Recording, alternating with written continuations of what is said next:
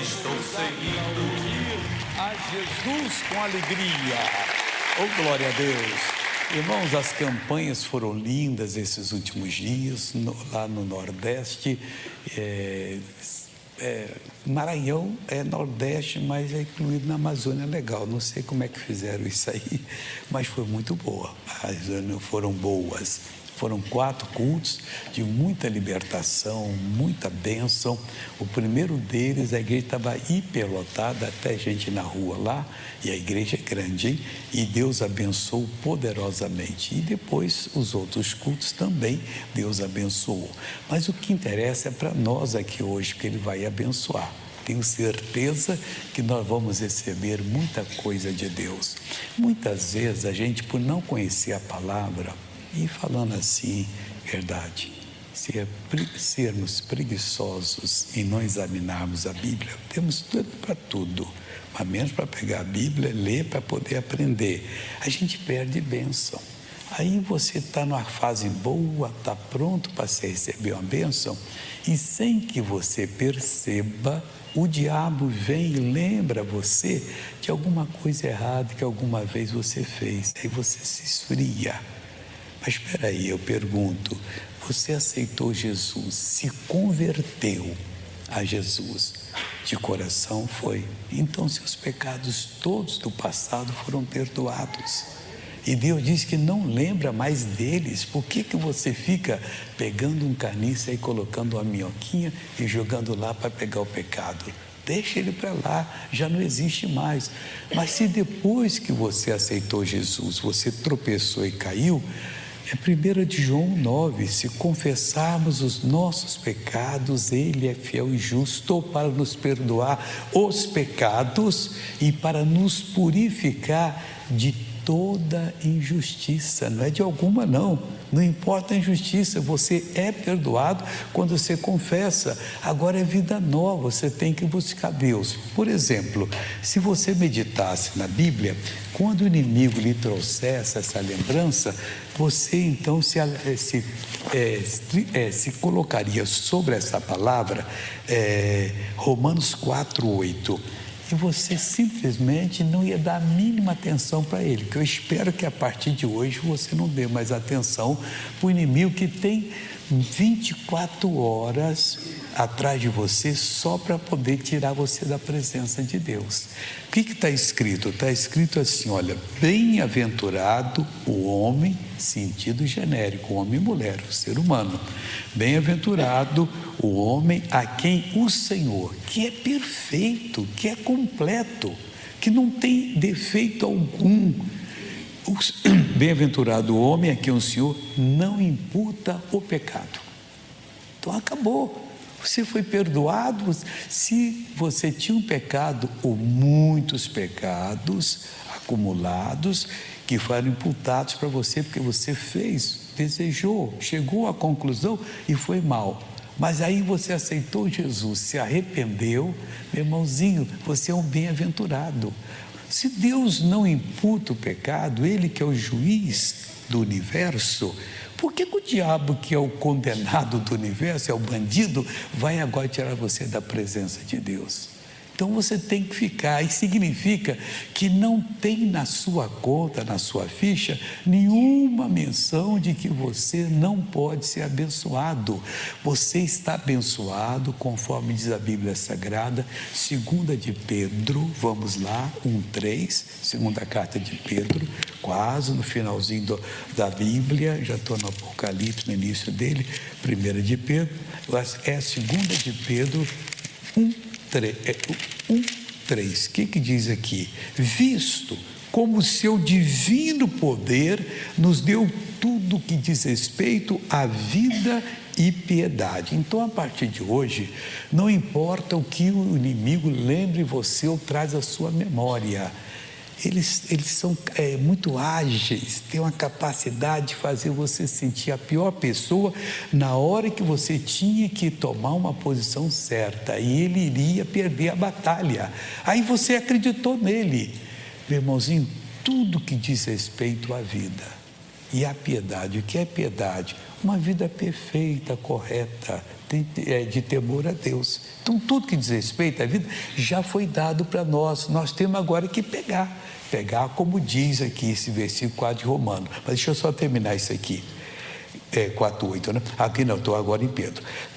E como é que ele deu? Pelo conhecimento daquele que nos chamou para a sua glória e virtude. Quem é esse? Jesus. Jesus nos chamou para nós participarmos da glória dele e da virtude dele. Mas eu não presto. Não, você podia não ter prestado. Ter sido a pior pessoa, como Paulo disse, que era o pior dos pecadores. Mas depois foi o grande santo de Deus, quem teve um encontro com Jesus. Ou você está desfazendo aquilo que Jesus fez na sua vida. Não faça isso. Você está, segundo a Escritura, perfeito para ocupar o seu lugar em Cristo e determinar. Aí o diabo usa alguns aí bem sábios que coloca a ver na internet, que não é bem assim não, que nós só pregamos coisa boa. Meu Deus, o dia que eu pregar coisa ruim, eu não preciso estar no púlpito. Quem prega coisa ruim é quem está enganando os outros na rua aí. Então não vou para lá, não, eu vou ficar no púlpito para pregar. Ide por todo mundo, que ele disse, e pregar o evangelho. A boa notícia. Pregador não pode pregar má notícia. Mesmo que ele esteja fraco, a igreja dele, ele não pode mentir, condenando os outros, para ver se tira de lá. Você nunca rouba, o pastor nunca pode roubar uma ovelha de quem quer que seja. Se ela vier, que Deus trouxe, fica, mas se não vier, a gente não vai buscar. Nós temos que buscar pecador. Todos eles que hoje estão não prestando, porque estão fazendo mal. É esse que nós temos que pedir sabedoria a Deus para implantarmos a palavra. Eles virão, mudarão de vida, em pouco tempo serão pessoas donas de si, não vão fazer mais segundo o espírito maligno que anda nesse mundo, joga para cá, joga para lá, vão prosperar, vão ter saúde, porque isso é o evangelho. Não, eles pregam a teologia da prosperidade. Eu vou pregar a teologia da miséria, do adultério? Não, vou pregar da santidade, da prosperidade. A teologia, quer dizer, a palavra de Deus, que vai levantar você, porque se tudo que diz respeito à vida e piedade já lhe foi dado, como é que o diabo agora pode lhe oprimir? Grita, toma posição. Vamos voltar agora a Romanos aqui 4:8, para você entender mais. Bem-aventurado o homem, bem-sucedido, feliz é a pessoa a quem o Senhor não imputa o pecado. Ele é o único que pode imputar pecado, porque ele não tem pecado, nunca teve e nunca terá. Ele é o juiz certo para julgar a gente.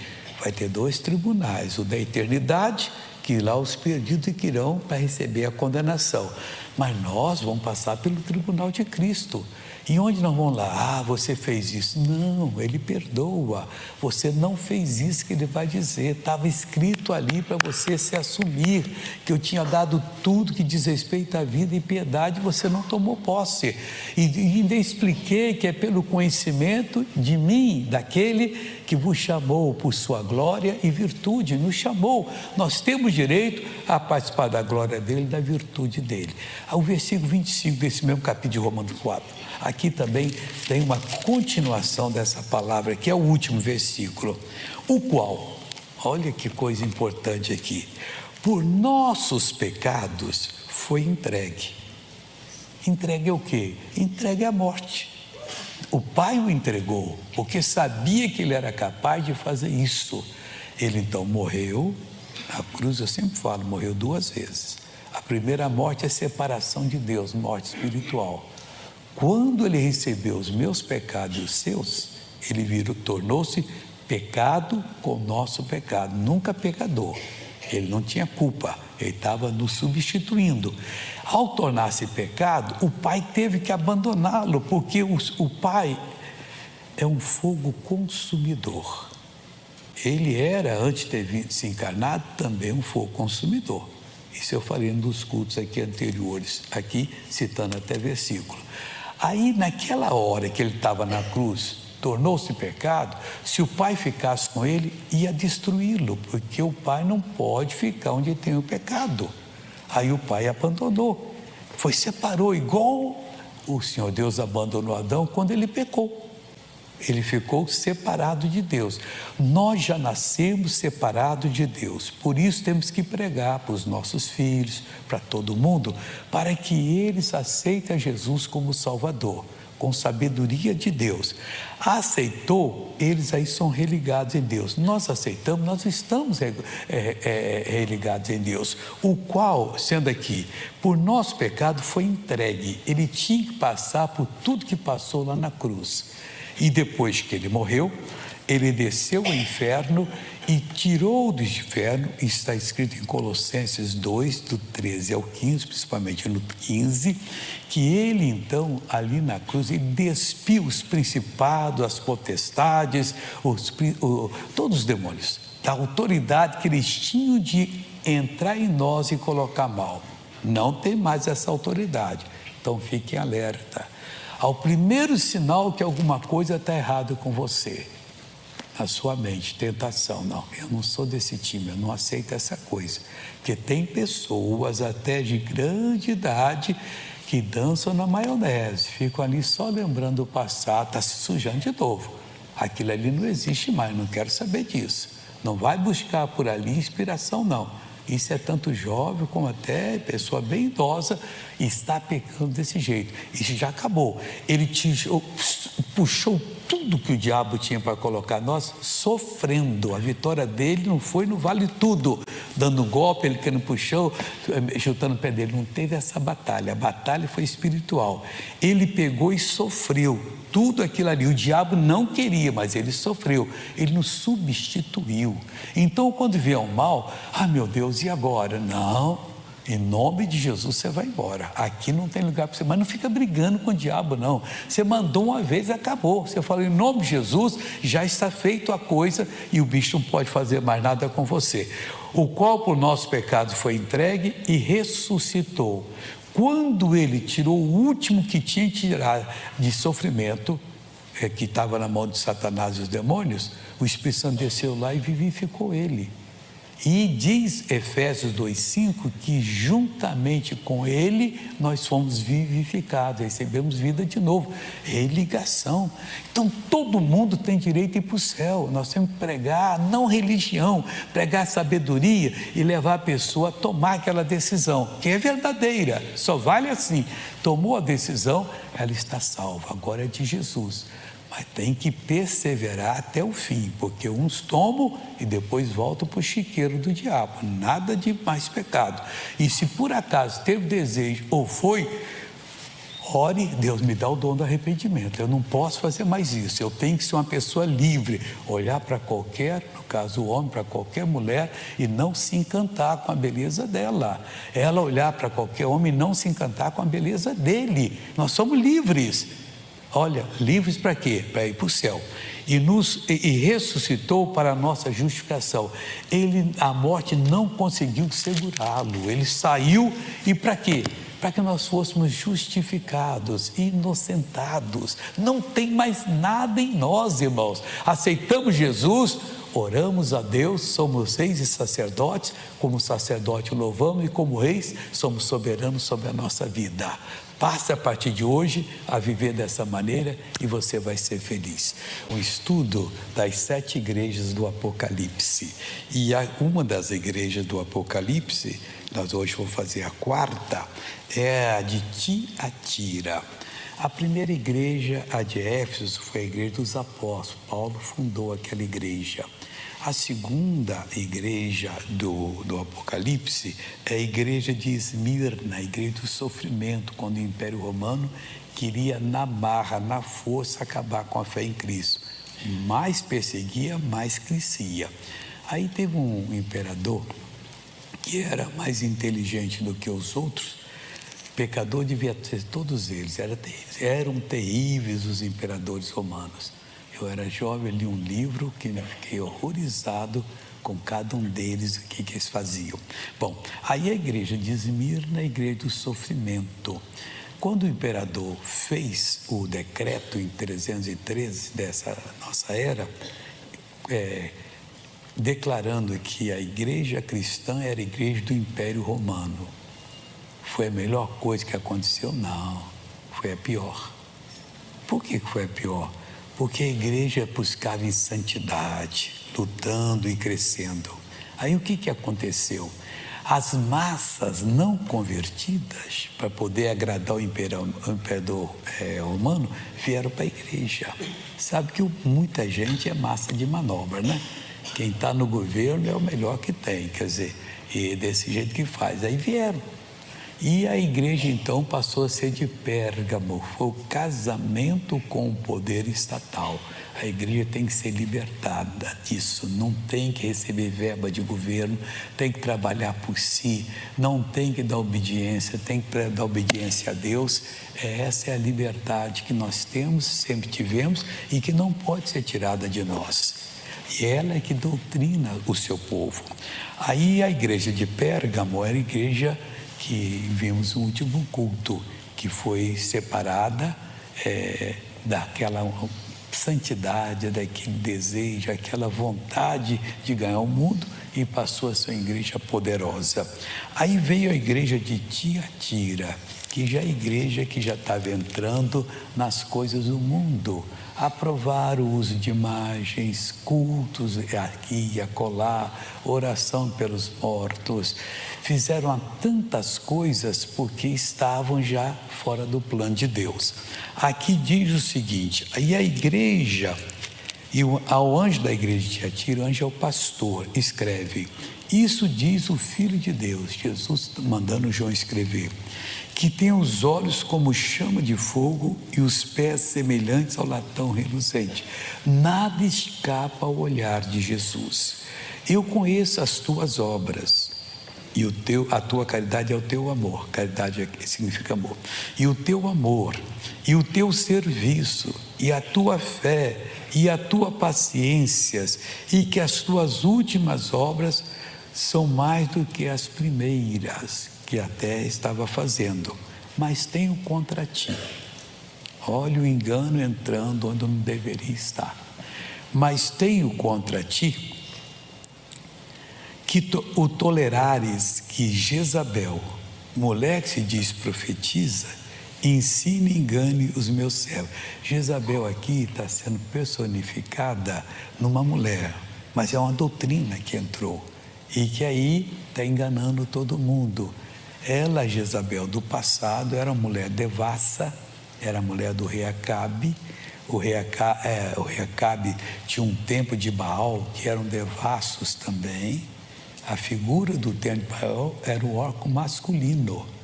Agora pasme, a figura do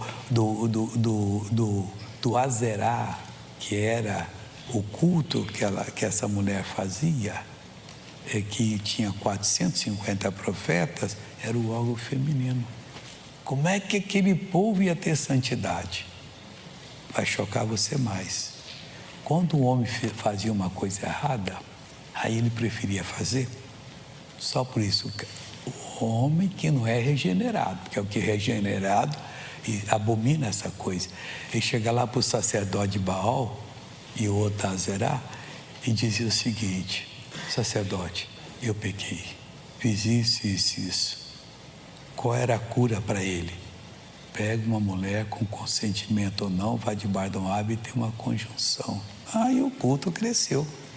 O Elias matou todos aqueles 850 lá no monte